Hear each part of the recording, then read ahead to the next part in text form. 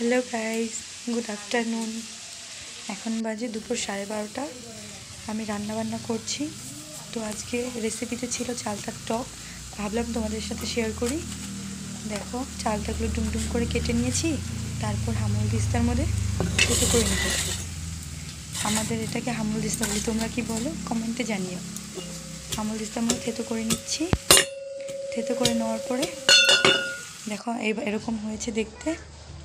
সাথে একটা লঙ্কাও অ্যাড করেছিলাম, লঙ্কাটাকেও একসাথে থেতো করে নিয়েছি। তারপর কড়াটা গরম করে কড়ার মধ্যে দিয়ে দিলাম একটুখানি তেল, সর্ষে তেল দিবেন, তাহলে টেস্টটা ভালো আসে। তারপরে ফোড়নে দিয়ে দিলাম সর্ষে আর গোয়ামরিচ, 5 ফোড়ন থেকে গোয়ামরিচ নিয়ে নিয়েছি। গোয়ামরিচ আর সর্ষে দিয়ে ফোড়ন দিয়ে চালতাগুলো এর মধ্যে দিয়ে দিব। এর মধ্যে চালতাগুলো দিয়ে দিলাম। তারপর ভালো করে নেড়ে নিতে হবে।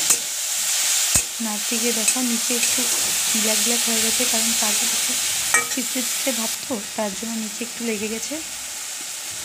দিয়ে দিলাম হলুদ গুঁড়ো আধা চা চামচ, দিয়ে দিব নুন আধা চা চামচ, দিয়ে আবার ভালো করে নেড়ে চেড়ে নেব।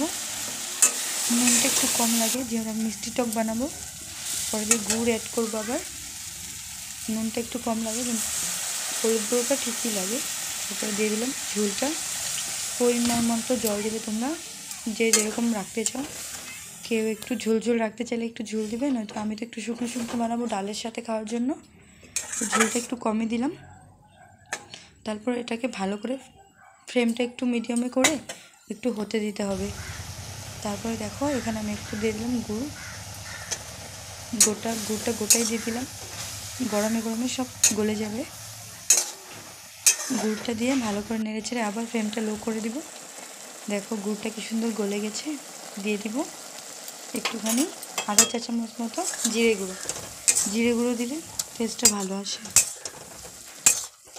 দেখো দেখতেই কত রসালোটা লাগছে, খেতে কিন্তু টেস্টি হয়েছিল। তোমরাও চাইলে একবার ট্রাই করতে পারো বাড়িতে এরকম।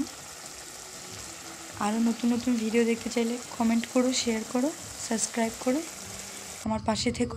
দেখো হয়ে গেছে রেডি চালতার টক। Thank you for watching my video.